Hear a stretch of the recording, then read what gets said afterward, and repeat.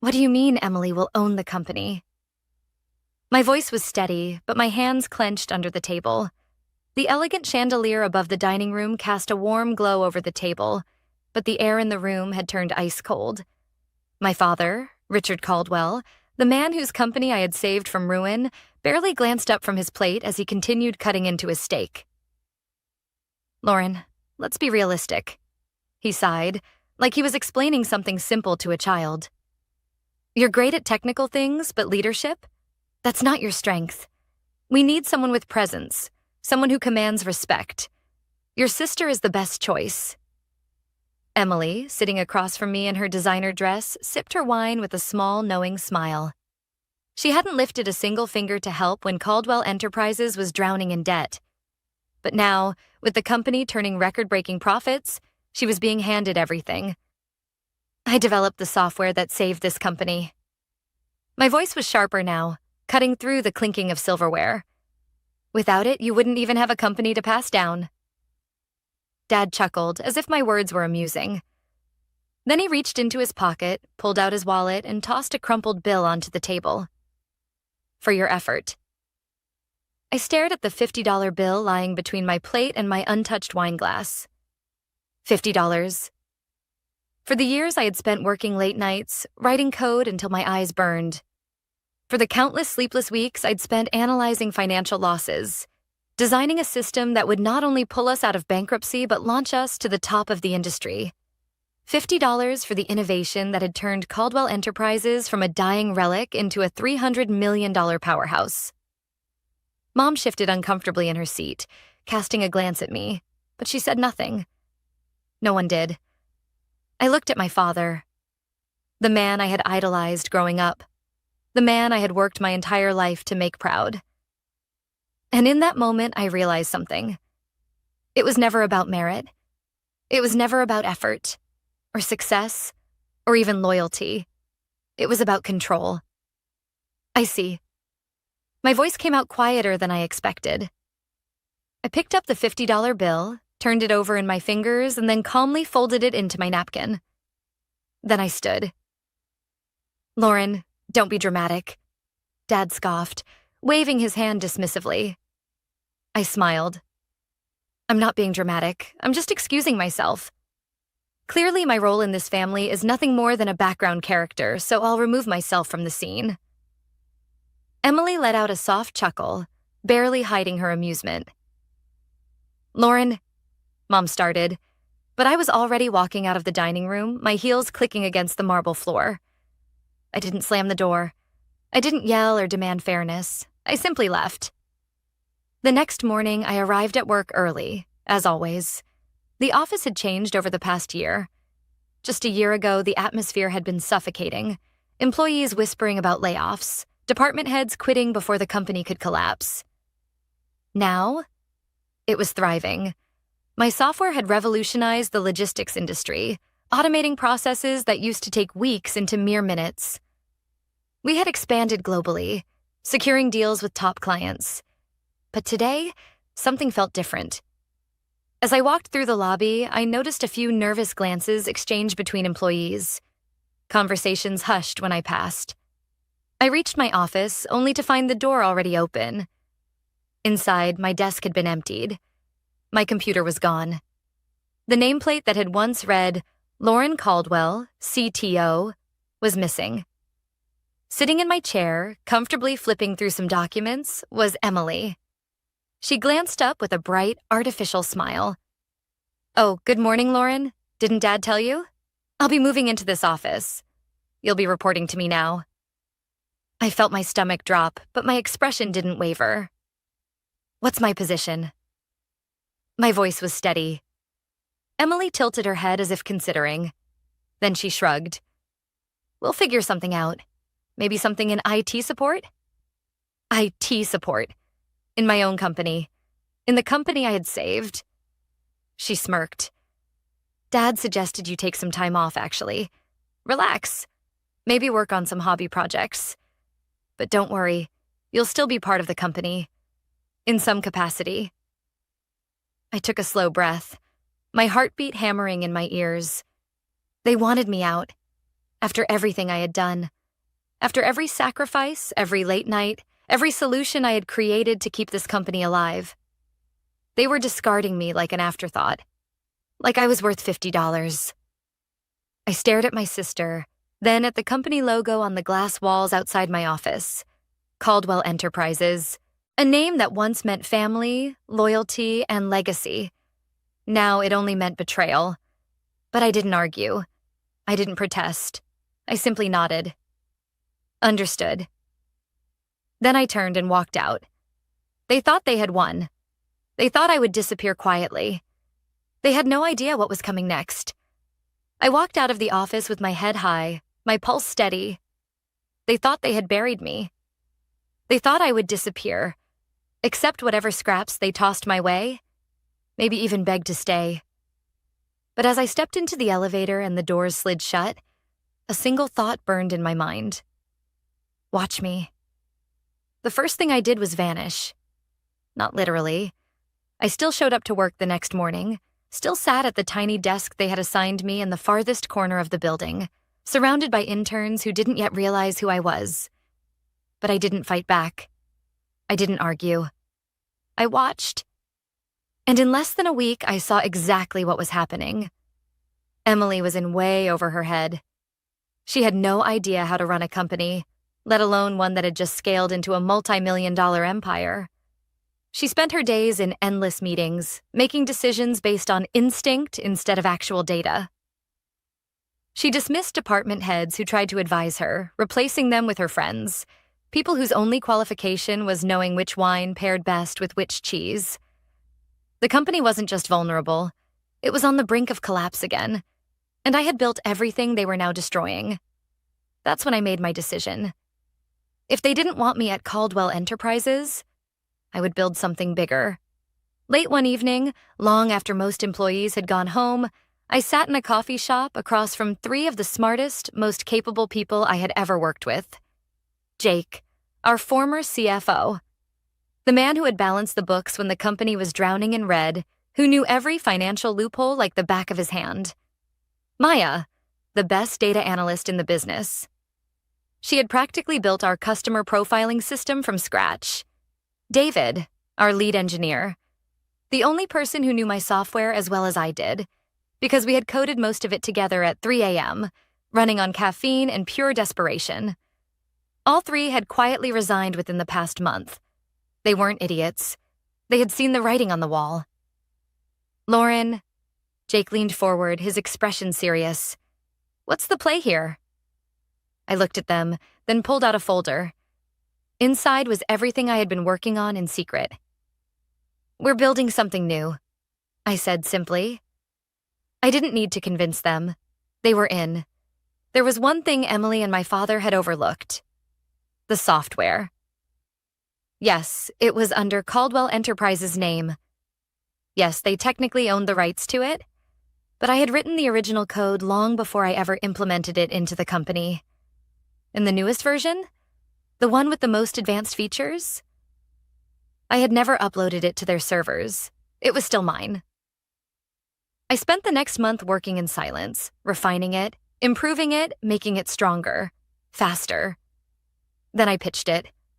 Not to Caldwell Enterprises, to their competitors. Within 3 weeks, I had 3 offers. By the end of the month, I had a deal, a $50 million contract. And just like that, I wasn't just competing with Caldwell Enterprises. I was about to destroy them. The first sign of trouble for my father's company came quietly. A client that had been loyal to Caldwell Enterprises for over a decade suddenly pulled their contract. Then another. And another. Emily panicked. She started demanding answers, firing people at random, blaming everyone but herself. But the truth was simple. The industry had moved on. The next generation of software, the one I had perfected, was now running their competitors' systems. Caldwell Enterprises was suddenly outdated, and I was just getting started. The moment came 6 months later. I sat at a luxury hotel ballroom, sipping champagne as the keynote speaker wrapped up their presentation. This was the Tech Innovators Gala, one of the biggest industry events of the year. Every major CEO, investor, and executive was here. And this year, I was the guest of honor. As my name was announced, I stood and walked onto the stage, my heels clicking against the polished floor. Tonight, we recognize the visionaries pushing the industry forward, the host said. Lauren Caldwell, the creator of the most groundbreaking logistics software in the market today, has transformed the way global corporations operate. Her company, Nova Systems, is now valued at over $500 million. The applause was deafening, but as I looked out into the crowd, my eyes locked onto a familiar face.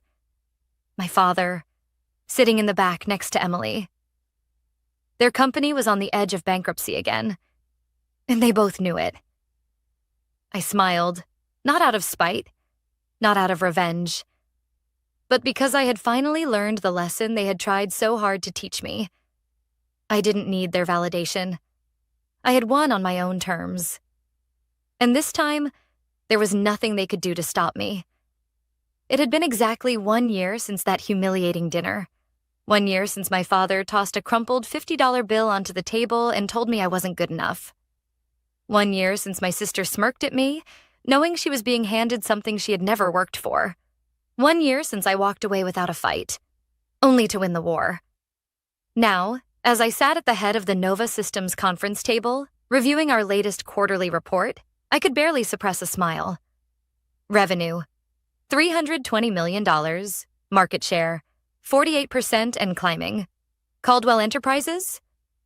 They were bleeding. I had systematically dismantled every advantage they once held. Their clients had jumped ship, their stock had plummeted, and their latest financial report, leaked to the press just a week ago, confirmed the worst. They were on the brink of collapse. And that was when the inevitable happened. At precisely 10 a.m., my assistant buzzed into my office. "Lauren, your father and sister are here to see you." I leaned back in my chair, exhaling slowly. South it had finally come to this. "Send them in." They walked in like ghosts. Emily's designer wardrobe couldn't hide the exhaustion in her eyes. My father, always so composed, always so certain of himself, looked older, defeated. They had lost, and they knew it. "Lauren," my father began, his voice carefully measured.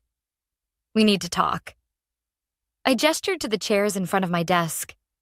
They hesitated. Probably because they could tell that, for the first time in their lives, they were walking into my territory. But they sat. Emily shifted uncomfortably, her nails tapping against the armrest. She wouldn't meet my eyes. Dad sighed. "Look, we've had our differences, but at the end of the day, we're family. Caldwell Enterprises is struggling. We need your help." Ah, there it was. I let the silence stretch, watching them squirm. Finally, I spoke. "And what exactly are you asking me to do?" Dad leaned forward. "We're willing to offer you a leadership role. Something meaningful. I realize now that we may have underestimated you." I tilted my head. "You realize now?" Emily finally looked up, her expression tight. "Lauren, don't be petty. We need you, okay?" I laughed, actually laughed. "You need me?" I repeated. "That's funny, because a year ago you told me I wasn't leadership material. You told me I was only good for technical things." Dad had the nerve to look frustrated. "You know how business works. Decisions were made, but now we have to move forward. If you come back, we can rebuild Caldwell Enterprises together." There it was again. Control. They didn't want me. They wanted to own me. "And what position are you offering?" I asked, feigning curiosity. Dad straightened his shoulders as if preparing to seal the deal. "You'd be second in command, right beneath Emily." I blinked. And then I laughed again, louder this time. Emily flushed. "Lauren, grow up. You built some software? Fine. But that doesn't mean you know how to run a company at our level." I stopped laughing. I leaned forward, resting my arms on the desk between us, and I made sure my voice was as cold as ice. "Emily," I said softly, "my company is worth $500 million. Yours is weeks away from bankruptcy. Explain to me again which one of us doesn't know how to run a company." Silence. Pure, satisfying silence. Dad cleared his throat. Lauren, please. It was that word that did it. Please. The same man who had dismissed me, belittled me, thrown money in my face like I was an unworthy employee instead of his daughter, was now begging. And I had never felt more at peace. No. Emily stiffened. Excuse me? I said no. I repeated. I don't need Caldwell Enterprises. You needed me and you threw me away. You made your choice. And now? You get to live with it. Dad exhaled sharply, frustration creeping into his voice. You're seriously going to let your own family fail? I didn't let anything happen, I replied smoothly. You destroyed this company the moment you put Emily in charge. Emily pushed back from her chair, standing abruptly. Her face was red now. You're just bitter, she snapped. You've always been jealous of me. I gave her a slow, amused smile. Jealous? Emily, I don't need to be jealous. I already have everything you wanted. I stood as well, smoothing down my blouse. Now, if you'll excuse me, I have a real company to run. My father left in furious silence. Emily stormed out, but before she disappeared through the doors, she turned back. I hope you're happy, Lauren. I met her gaze, utterly calm. I am. She walked out without another word, and as the doors closed behind her, I sat back down, exhaled. Then I smiled, because for the first time in my life, I was finally free. The moment the doors closed behind my father and sister, I allowed myself a long, slow exhale. They thought they could walk in here, throw a few hollow apologies at me, and expect me to come running back to fix their mess. They had no idea who I had become. But as much as I enjoyed watching them squirm, I knew this wasn't over. Caldwell Enterprises was dying, and when a sinking ship goes down, it pulls everything and everyone down with it. The question was, would I let that happen? The news broke 3 days later. Caldwell Enterprises had officially declared bankruptcy. It was everywhere.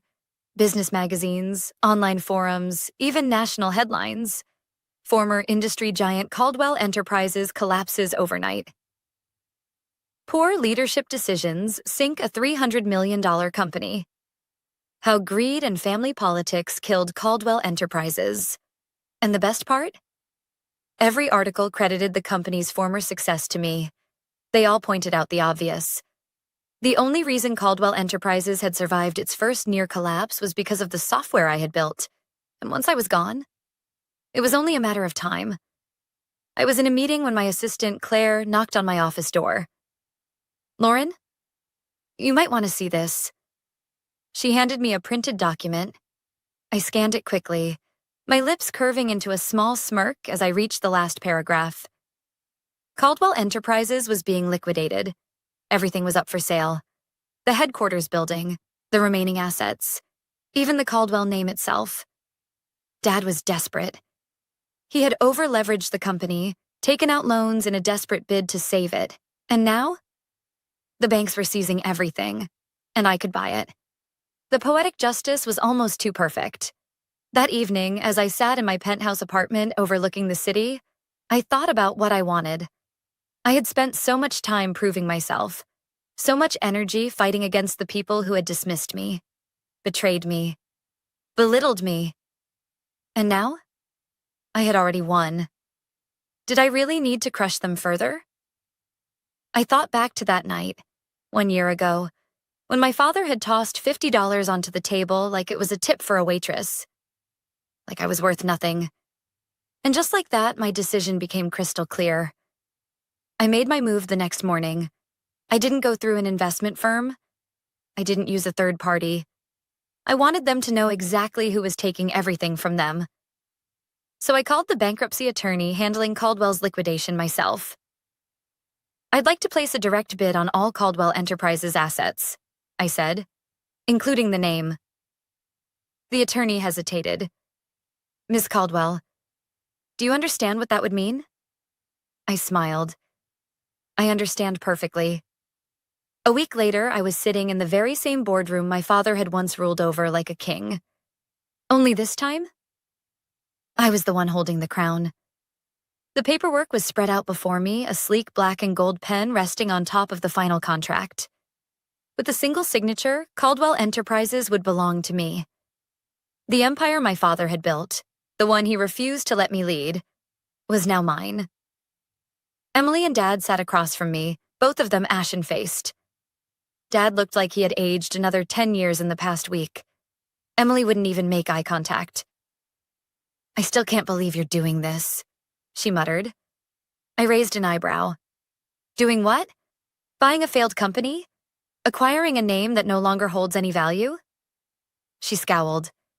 "You know what I mean." I leaned back in my chair, tapping my fingers against the polished wood of the table. "Funny," I mused. "A year ago, you didn't think I was capable of running a company, but now you're acting like I have too much power." Dad exhaled sharply. "Lauren, just sign the damn papers." I picked up the pen, paused, and then I slid the documents back across the table. Dad blinked. Emily frowned. "What is this?" Dad asked. "A counteroffer," I said simply. He picked up the papers and scanned the first page. His eyes widened. "You're dissolving Caldwell Enterprises?" Emily gasped. "You're shutting it down?" I smiled. "That's right." My father looked like he might explode. "Why would you do that?" I leaned forward, my voice calm. "Because I don't need Caldwell Enterprises. I never did. But I do want one thing." I pointed to a single clause on the last page.